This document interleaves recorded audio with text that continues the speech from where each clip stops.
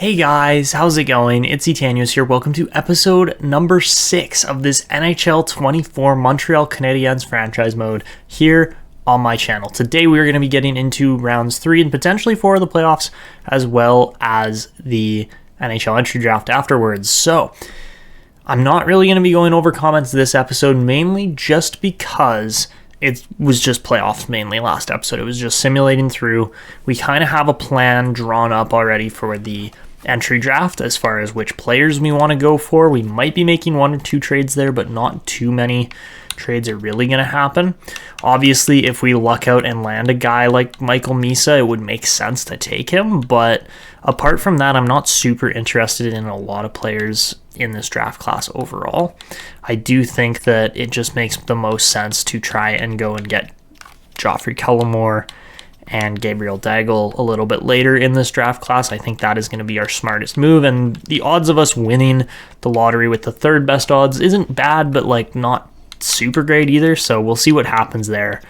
But getting back into the playoffs here, we've got the Ottawa Senators in the conference finals. It's a full Canadian Eastern Conference Finals. Obviously in the West, we've got the Colorado-Seattle matchup, which is always going to be entertaining too, but without any further ado, let's get to it. So, starting off in game 1 here, obviously the Canadiens haven't been to the conference finals in a couple of seasons. The last time that happened was in the COVID season with the weird divisions and everything. But starting off game 1, 10-10 on shots, nobody scores in the first period. All right, second period, still a 0-0 game. All right.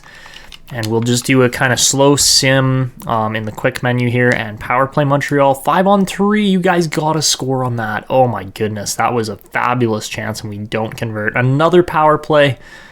Oh, our conversion rate's not good today. All right, well, that's unfortunate, but it doesn't matter as Cole Caulfield gets another one there. That is phenomenal. He has been so good in these playoffs, but we're going to take game 1, 1-0 off of the lone Caulfield goal there. That is awesome. And yeah, 10 goals in 12 games, as well as 19 points in total. He has been phenomenal. So, great start there.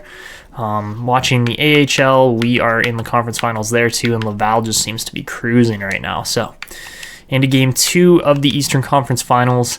Colorado won game 1 in the West there. All right, first period, 3-3 game. Much more exciting action here in the second game. The scoreboard kind of opens up. So we get goals from Newhook twice, and then Jake Evans. They get goals from Stützle, Zub, and Heinen. And not a lot of shots in that first period for 6 goals scored in total. All right, second period, make it a 7-5 Canadiens lead as Yolanen, Caulfield, Barrie, and Pesce all find the back of the net, and Stützle gets his second as well as Zub.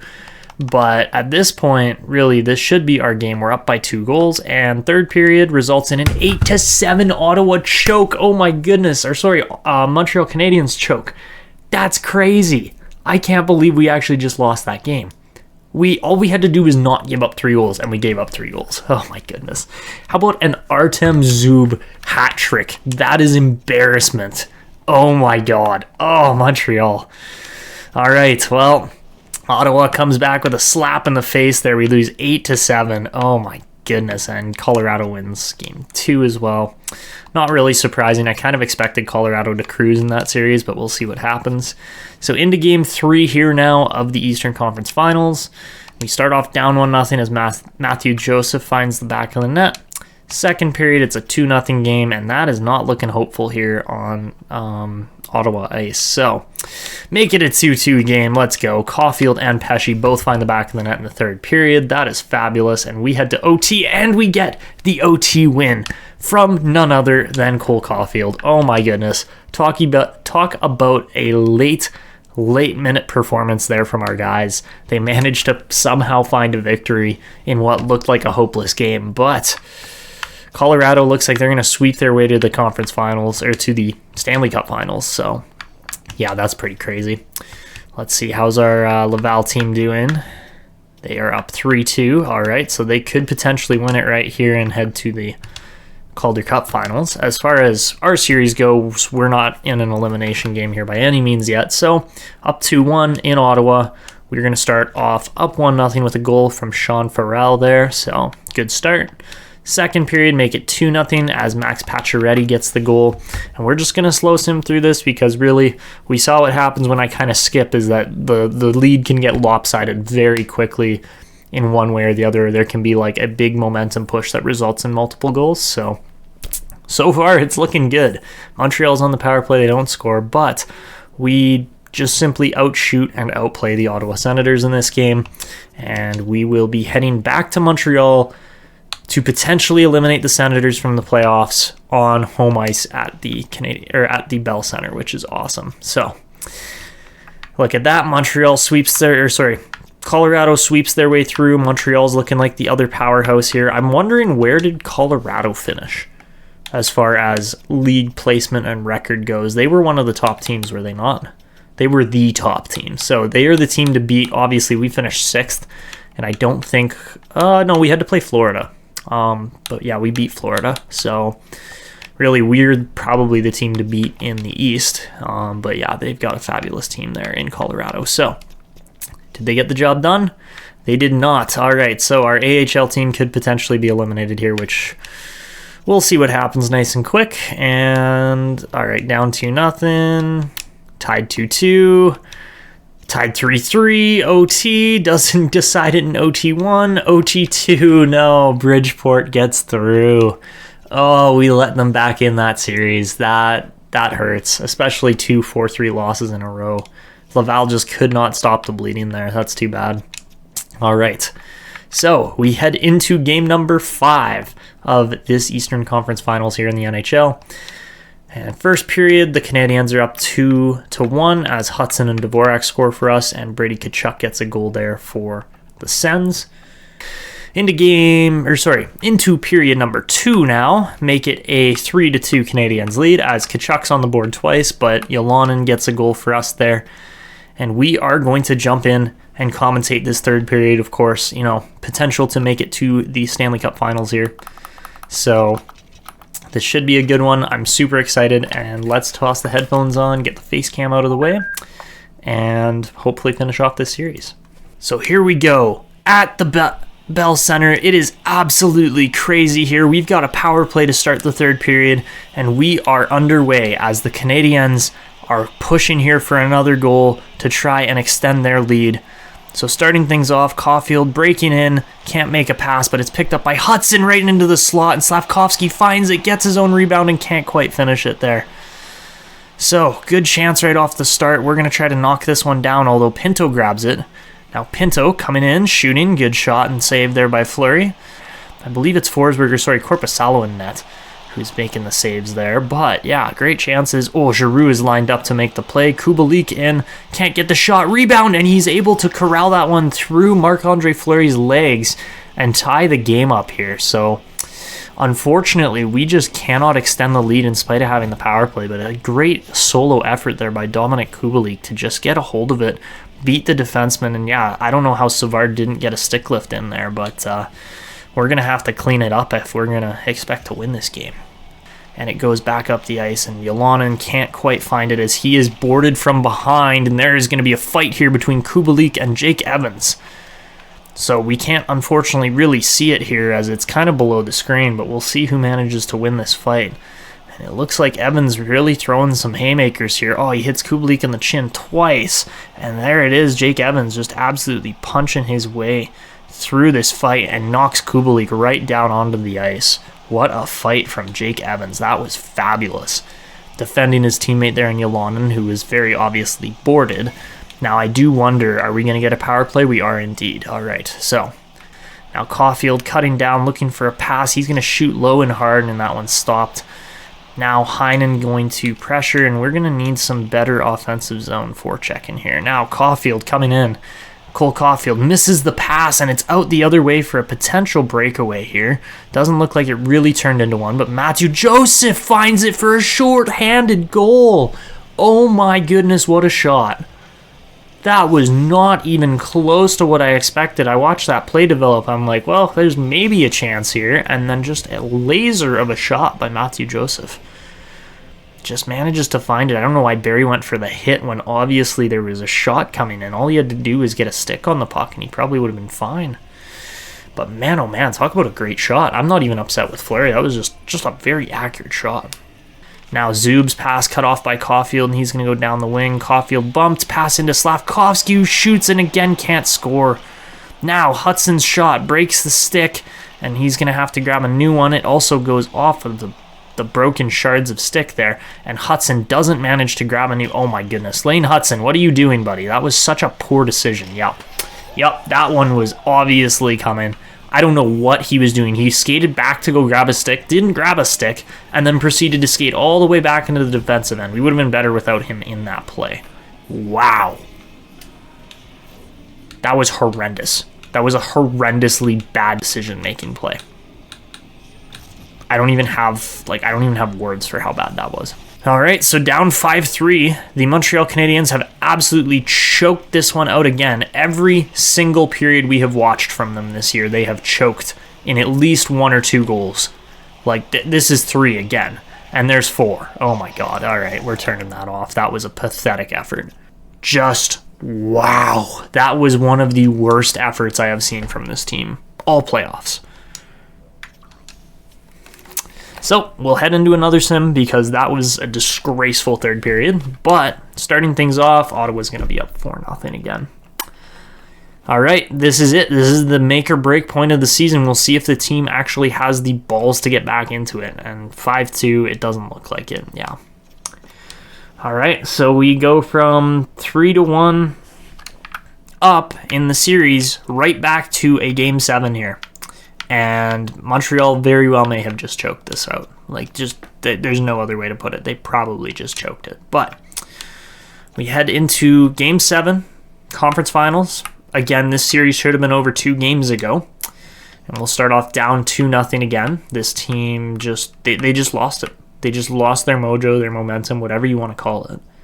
Down 2-0, 4-2 game.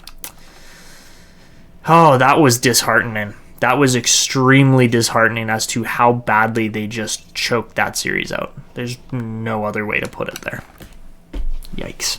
All right, so as we get back into it here, we have to make a push. We're down 2 goals at the Bell Center here in the final period of Game 7, and we got to get the effort going. Suzuki turns the puck over again. Move the puck. Jesus fucking Christ, Slavkovsky, what are you doing? Now Suzuki looking for a play. He comes down the boards, finds Caulfield in the slot, and there's a goal. David Savard able to tuck it from a sharp angle. Not really a play that looked particularly threatening, but we string 5 passes together, and that's all it takes here as far as being able to move the puck well. But yeah, Savard just gets to that right angle and is able to beat Korpisalo. Not really not a very dangerous looking play at all, but just the pass right onto the tape, and Savard is able to snap that one off nice and quick. And we are back in it here as far as a 4-3 game goes.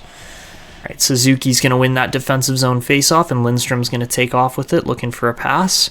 Gustavs Lindstrom sends it up to Slavkovsky, who's going to find Hudson. Lane Hudson now up to Caulfield. Cole Caulfield looking to center. He's going to cut back and get leveled. There's a penalty on the play.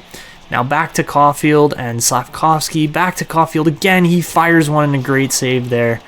Now Hudson able to hold on to possession. Suzuki back in behind the net to Caulfield. Caulfield's pass almost goes behind Korpisalo, and that was a great chance. So Danton Heinen going to get an elbowing penalty here with just under 5 minutes left in the third period, and this is really where the pressure comes down to. It was an elbowing penalty on Caulfield there. Oh my goodness, fabulous power play here from the Canadiens, and they just can't quite convert there. But great chances all over the place, and now on the change they're going to get the clear there for Ottawa, but we've got 20 seconds left. We'll see how well we can move the puck up the ice, and Caulfield's off to the races. Cole Caulfield into Slavkovsky. Great save by Korpisalo. Down to Caulfield again. He finds Hudson back into Suzuki. Save, rebound, and Caulfield scores! What a game this has been. Oh my goodness. I was running out of breath there, and Cole Caulfield nets the power play goal with just seconds left on the elbowing penalty that he initially drew. But the pressure was building and building and building, and Ottawa bent and bent and bent and finally broke there at the end. But man, oh man, what a series this has been. So they're going to call the timeout. We're going to get our top lines out there, and man, oh man, this has been a game for the history books. So you look at all the top point producers, and they're all pretty much in this game. So off the face-off here, it's going to go to Ottawa. Now Batherson going to rip one, and another great save by Fleury. Caulfield battling for it. It's going to go up to Suzuki there from Savard. Nick Suzuki, great deke, centers it back to Gooley. Caden Gooley shot saved. Rebound, Slavkovsky's shot is also stopped with just seconds left in the third period here. And as the time dies down, Ottawa is going to clear this one out. Stützle maybe with one last chance, and there you have it. What a third period it was. Montreal gets the 2 goals they needed.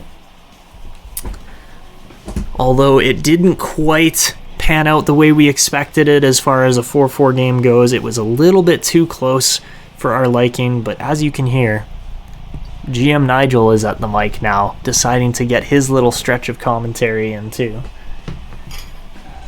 Oh man, this has been quite the game. So as we go to overtime, next goal wins.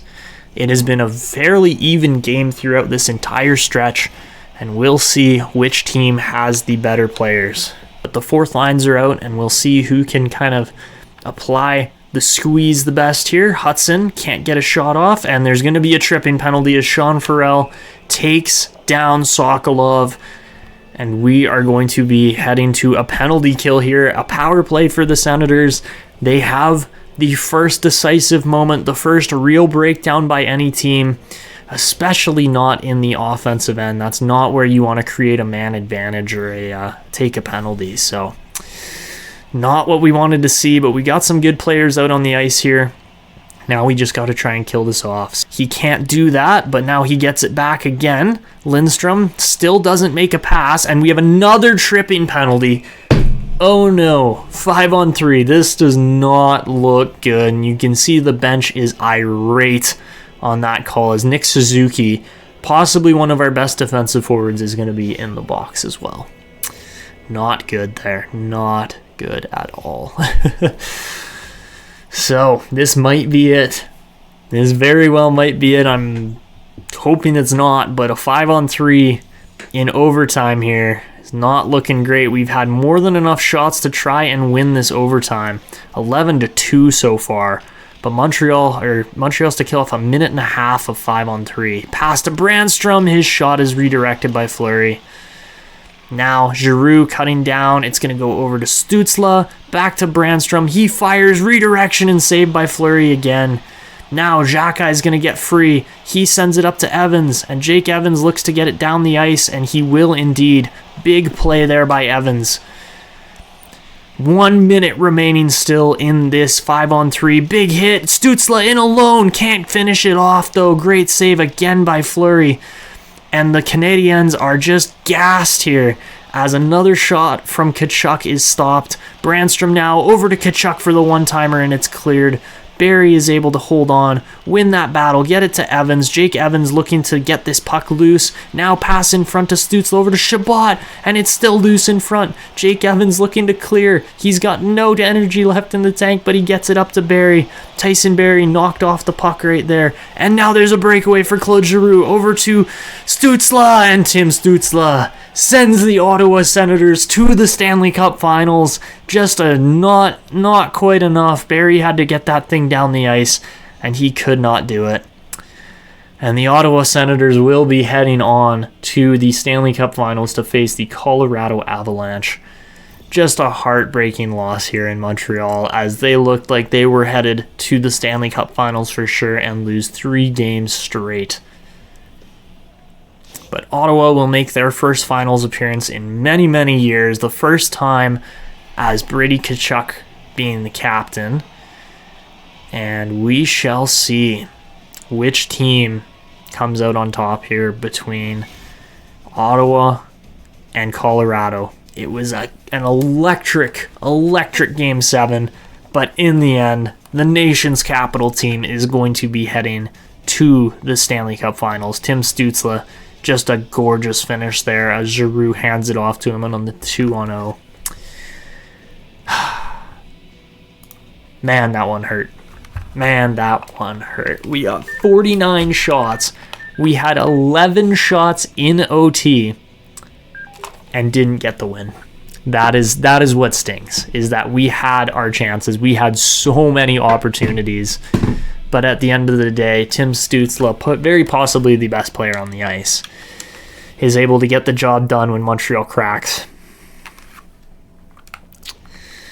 So there you have it. It was a heck of a playoff series, and oh man, that was crazy fun. I wish we got to keep commentating, but we'll simulate up to the draft now. At this point, we'll see who wins between Ottawa and Colorado, but we definitely missed Brett Pesce's presence on the back end there. He would have made a huge difference for this team as far as just being able to calm the nerves a little bit, get our young guys playing their best style of hockey, and yeah, it's just too bad that we couldn't quite get that going. Otherwise, that would have been a real special playoff run there. We probably could have been playing Gooley and Hudson together all year too, but it is what it is. We just don't quite manage to get the job done there.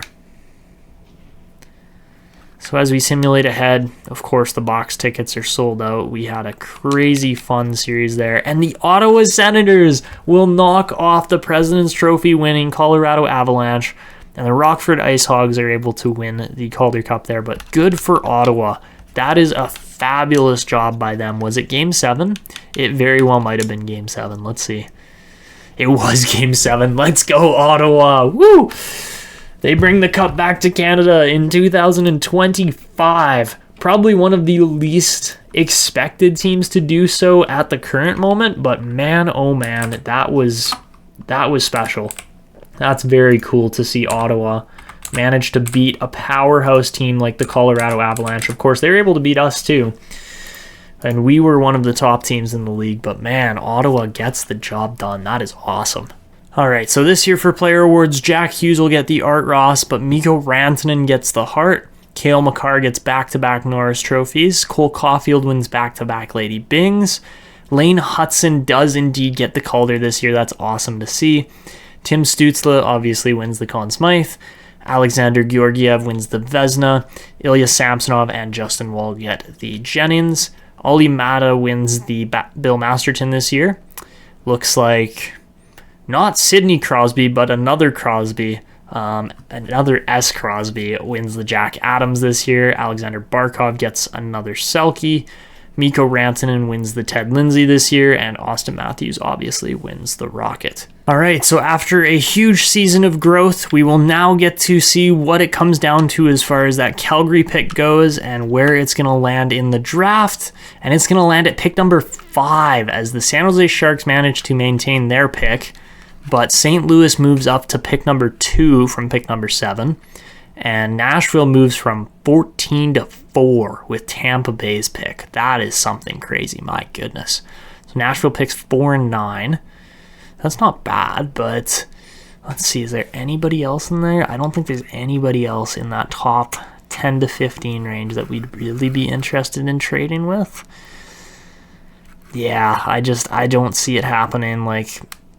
Yeah, it's going to be hard to make a trade here, obviously, but we'll see what happens with the draft here. San Jose gets their number 1 pick, so Misa and Yzerman together. That is going to be scary in the future, that is for sure. Holy, look at that guy, Kim Dansk. That is going to be a good pick. I'm excited to pick him up. Look at this. He is a 2-year ETA. Can't skate worth a damn, but man, he is a very skilled player with a 2-year ETA. That's awesome. All right, so looking at retiring players this year, and we're going to see Joe Pavelski call it quits. Same with Eric Stahl, Paul Stastny, Kyle Okposo, Shea Weber, Mark-Edward Vlasic. He was actually still good enough to play in the league, probably. Even, Eric Johnson, too. Okay, so It's a couple high-end picks. I don't know why Pavelski retired either. I guess he just got old enough that he was like, all right, I'm done. And then, of course, we're going to see legend Carey Price call it quits. I wish we could retire numbers in this game. That's something for future games, and that other games allow you to do, but not NHL, because, yeah, 31 should absolutely be retired in the Montreal rafters there. So, yeah, there you have it. That is your retiree class this year. All right, so as we head to the draft here, a couple players there become scouts, a couple players become coaches, and we see two of our coaches retire there, and Barnaby and Warner, and that is it. They're both AHL coaches, but still. And as we head to the draft, again, I don't really feel the need to do any draft interviews or things like that, but at the draft, we might be using maybe guys like Pesce or Barry, maybe somebody along those lines to kind of just try and sway the direction and abilities of our trading block here, but we'll see what happens. Of course, Pesce is one of the best guys there on our roster. But, you know, we have young guys coming up, guys like Caswell, guys like Pronger.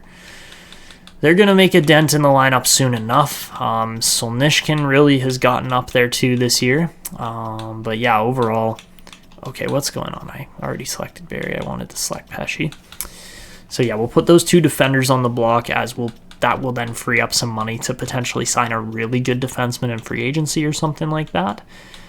Apart from that, though, how about Maxime Massé up to a 76 overall? He's going to be a beast in a year or two. As long as he continues to score the way he did this previous season, like 63 points in 67 games, it's almost a point per game pace in the Q, which is very impressive because the QMJHL is very good defensively. And then apart from that, not too much else as far as the growth aspects of this team go. Kallinen's up to 60 overall, which is surprisingly good. I didn't think he was going to get that high in rating. And then Marc-Andre Fleury, obviously our best goalie with Jake Allen backing him up, but our goaltenders are both getting old, so that is why we were going to push for a Gabriel Daigle draft pick here this year. So I am just going to save this file quickly because we've made it this far. We made it to the draft. Lottery's all locked in and everything. But we need picks 10 and 15 about, right around there. So I'm just going to try and make some trades here as we jump into the draft. But obviously San Jose has the first pick. Doesn't look like anybody really is looking to trade. So we'll see what kind of moves we can make here. Okay, so I'm going to try to trade away our 5th overall pick as well as a couple later like 4th, 5th, and 6th round picks in exchange for the 8th overall pick and then pick 33 and 38. I don't think it's going to go through, but we can try it. And it's just a little bit too far off the table, so that's where we're going to then...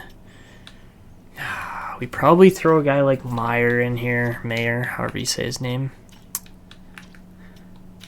Yeah, let's go Theo Mayer here. And that should be enough to get it through. And that does indeed get it through. Perfect. All right, so St. Louis will make the 2nd overall pick here, and Tursumbayev is going to be the guy that gets drafted there. Not really a surprise, as, yeah, he looks like a great Russian prospect. All right, and with the 3rd pick, Jordan Gavin will go to the Columbus Blue Jackets. That's a great pick by them.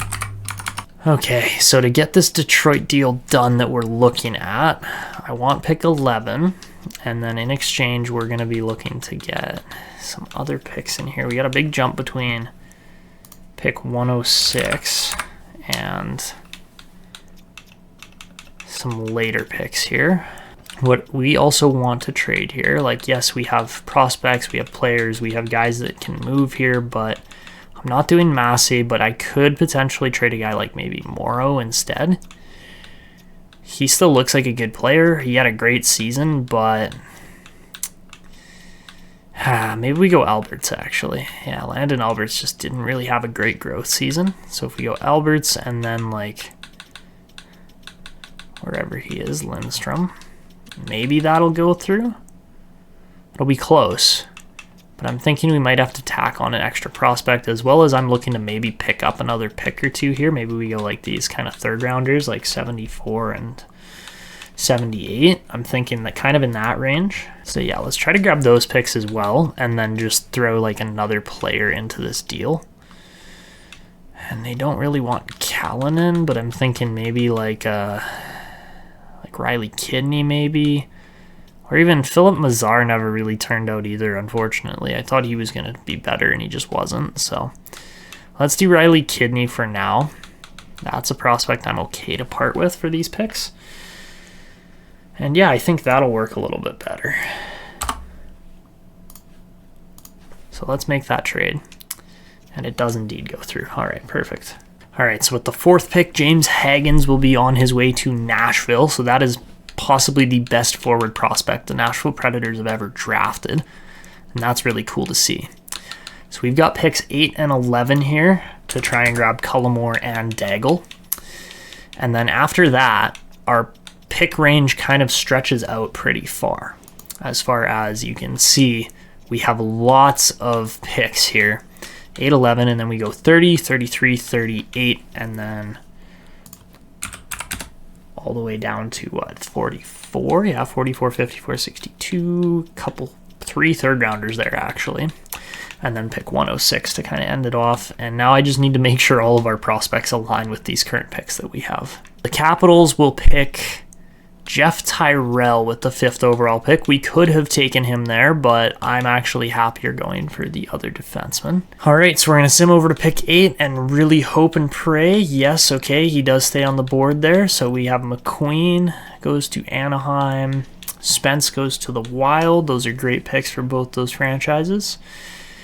And we could take D'Agostini here, but I don't think we need a lefty. I think, well, we do need a lefty, but it's going to be the lefty that's right-handed there and a guy like Cullimore. He's up to 5'10 now in size, so that's not bad. Yes, you could argue we could try to trade up and get other picks in here. We're not going to do that. We're going to take Cullimore here. He's the gem, and he's 78 rated with elite edges and in reverse, which is awesome. Where's number 19? So not a horrible 8th overall pick there. I'm pretty happy with that. All right, so for our next pick here over at 11, we're going to see D'Agostini and Backes were both higher rated and probably better than Cullimore turned out to be, but that is okay. Nashville gets 2 really good prospects for the future. Philly gets another awesome winger there in Backes. And then we are, of course, going to skip a few players and take Gabriel Daigle here with the 11th overall pick. And he's going to be 76 rated at a high elite there. So that is awesome. I'm super excited. 10 shutouts in the queue this year. And you know he's going to be a good one. So on to pick number 30 now at the end of the first round. And a couple other really good players get picked in there. Foster looks really good. LeBeau is only 59 rated for a two-way forward, so not really a first-round pick-worthy player in my opinion. Lindbergh was not bad there for Buffalo, though. He turned out to be pretty good.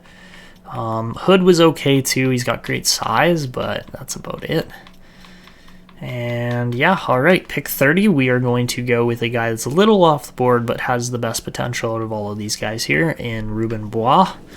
I'm going to say Bois for now. It might be Boyce, but I'm going to say Bois because he's Canadian and plays for the Halifax Mooseheads. So yeah, we'll take him. And he's 64 rated, so nothing crazy, but solid right-handed sniper on the right wing there. And he did grow as well, which is awesome. So to end off the first round, we'll head to pick 33, which is pick 1 of the second round. And let's see. Oh, Turakov. Wow. Vitaly Turakov was really good, and we just missed that he was that high rated at 77. So let's see if there's... there might be another guy here. Yeah, Marty Oljevich looks really good too. Top 6 two-way forward. He could be... I was going to take Peckham here, but here's the thing, guys, is there are enough players to go around as far as being able to pick up a pick or two that I wasn't necessarily expecting. Like, we have enough picks here coming up that I could go with a guy like Oljevich because we have other centers coming up later in the draft. Guys like Dansk, Oland even looks really good. But yeah, there are other options at center that I think we're going to explore instead of Peckham here. simply because Guit brings the same game, Staubitz brings the same game, and same with Dansk, however you say his name. But those are all guys that can play a very similar style to what I think it's Henry Peckham plays here. Sorry, Howard Peckham plays. And yeah, again, Peckham's not a great skater, D-rated skating there, but a guy like Oljevic, B-rated skating, solid across the board, 1-year ETA. I think we're going to take him instead, honestly. So I know that's a little bit of a, not a mispick, but a player that I think is really going to help our team out. 1-year ETA and 73 rated. I'm quite happy with that pick at 33. So go over to pick 38. Peckham was only 61 rated. And as you can see, Kobayashi and Rasmussen, two like Bosnia and Herzegovina, or however you say. I don't even know how to pronounce the country name. That's how not out there it is, but it's just a just a very European country name, and not a team or not a country you expect lots of hockey players to come from necessarily. And two of them are back to back there in a draft. That's pretty funny. So. All right, next up, we've got Jakub Horak, who's going to be our pick at number 38, 5'9" playmaker, and he's 63 rated. All right, so over to pick number 44 now, and this is where we're going to start going off the board by a little bit. We're going to be taking players quite a ways ahead of where they're probably supposed to go. I mean, we could go with a guy like Lalancette, but yeah, I don't. We've got a bunch of our Q prospects that I wanted to go for already, so I don't see a need to really just kind of kill that region to death unless there's like a star player coming from there. I think it's okay to go kind of out of that region a little bit, take some better potential players, guys like Robert Oland.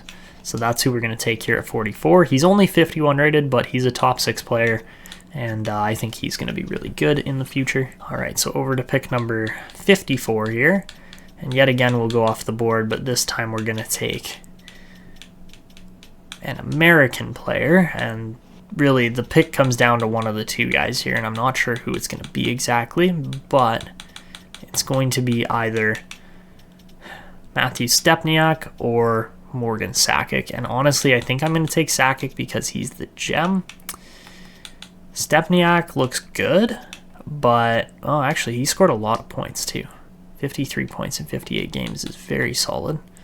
Sakic, on the other hand, did not score. So we're going to take Stepniak, and that'll be the pick. He's big. He's a top 6 winger. 59 rated at that, which is also awesome. And, yeah, I am quite happy with that pick there. He looks really good. And, I mean, we could take Stepniak here. Or, sorry, not Stepniak. We could take Sakic here, but instead I'm going to go and pick up the goalie here because we did just trade a goalie away, and this time it's going to be Alexander Kozebnikov. We've had decent luck so far with goalie growth from the KHL, and Kozebnikov's going to be 47 rated, so pretty low there, but hopefully we'll see some nice growth from him as a prospect. So over to pick 74, and there's going to be quite a few players picked in between, but it doesn't look like too many of them are really that good. So I'm quite happy with how that's gone. And look at that, Sakic is still on the board. So maybe we look to actually pick him up at this point, simply because, yes, we have other guys like James Guit, who's big, but again, they only play center. Like, that's why I'm interested in Andrew Staubitz, is because he plays center and wing. Dansk I'm interested in because he's a gem. He's a 2-year ETA. He's got probably bouncer on him. So at this point, let's see. We could go 3 power forward centers in a row, or we could skip on Guit and take Sakic, and I think that's what I'm going to do. Now, the reason for this is because we just have so little variety in this draft. So taking Sakic, yes, he's only 50 overall, but in taking Sakic, we get another left wing prospect there. And then just 4 picks later, Paddock was actually pretty decent, top 6 forward there, but we just didn't get a full scouting report on him.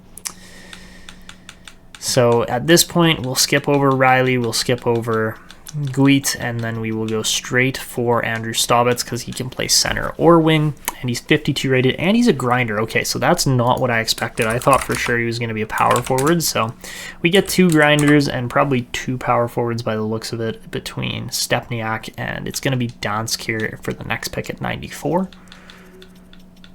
And nobody takes Dansk, which is perfect. I mean, we could still go out and trade one more pick to get a guy like Guit here too, which would probably not be a bad idea. But yeah, we have to take Dansk here as well. I'm not going to rely on him falling all the way to pick 106, which is right where he's at. Actually, it's past where he's at. So, I know you guys were talking about getting more power forwards, and that is something that we can do here. What I'm thinking is we slap a quick timeout on here and then trade a future third in exchange for this current Colorado pick, or maybe even like a fourth. That could be an option too. So we trade like a fourth and like, I don't know, somebody really bad, somebody with really low value, guy like Joel Armia or somebody like that. Maybe Zach Sanford makes more sense. Yeah, let's do Sanford. All right, I'm down for that trade. So we'll trade that. Trade's obviously going to go through, and then we will get Guit with that pick. Or I guess it'll actually be Dansk with that pick. And then we'll take Guit with the current one. I can guarantee you guys, though, that Colorado in the future will regret making that trade with us, even though it seemed like a nothing trade at the time. A guy like Kim Dansk, we're going to try to turn into something special. I think I've been calling him Oliver the whole time. It's definitely Kim. So yeah, those are going to be our last 4 picks of the draft here coming up, but we'll take James Guit first.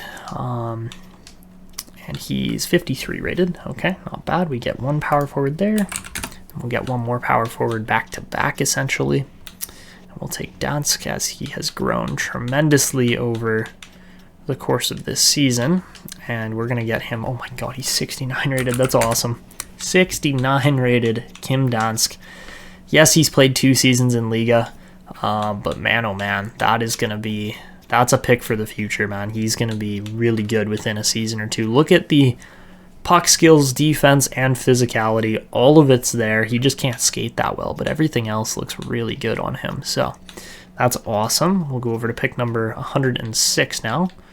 And I'm sure we'll see a couple of good picks in here. Moroza was pretty good. Tverdovsky, I think I said that right. Tverdovsky, it's kind of like almost a silent T in there. Yeah, there's definitely some choices. I think we do need to take another defenseman, though, as pretty much all of our picks up to this point have been forwards. So we got like 2 goalies and then all wingers and centers apart from that. So we'll take Calvin McCarty here. 48 rated Swiss defenseman, nothing crazy, but I guess that'll do. All right, so we'll sim all the way to pick number 222 now, and we'll see who else gets drafted in here that's actually good. But from what I could see, there weren't a whole lot of prospects remaining after about the 4th round there. So let's see what our scouts missed, if they missed anything. Honestly, I wouldn't be surprised if they didn't. And so far, so good, as far as not really missing a lot. Couple fringe starters. Saarinen we knew was going to be a low top 6. Couple other low kind of potential guys there. Of course, we had McCarty there in the 4th round. Yikes. Like, usually rounds like 6 through, or like 4 through 6 are a little bit better than that. But yeah, there's just nothing this year. So with the 3rd last pick in the draft at 222, we could take Kuka, actually, but we've drafted a lot of power forwards in this draft too. But I think that's the risk I'm willing to take.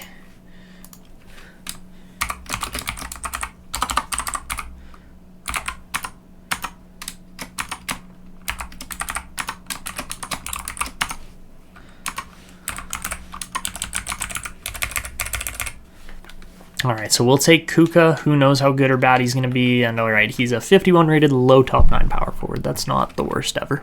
So that concludes our draft here. If we look at our summary for our picks, we had some fabulous picks.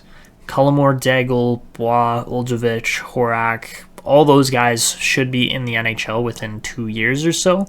Of course, Kim Dansk there at pick 95 is going to be an absolute steal as well.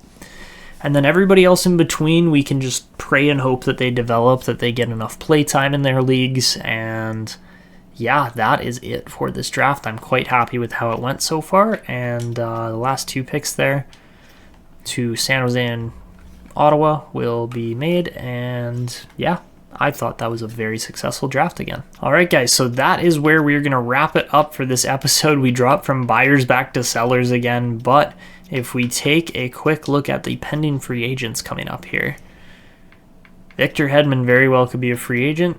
Jakob Chitrin could be a free agent there as well. And then even like Bowen Byram, probably unlikely that he actually becomes a free agent, but there are options on defense. Even a guy like Adam Larson would not be horrible by any means. So there's options there. Maybe we even go and get Alexander Romanov back. That would be a fun one, actually. That'd be a cool storyline.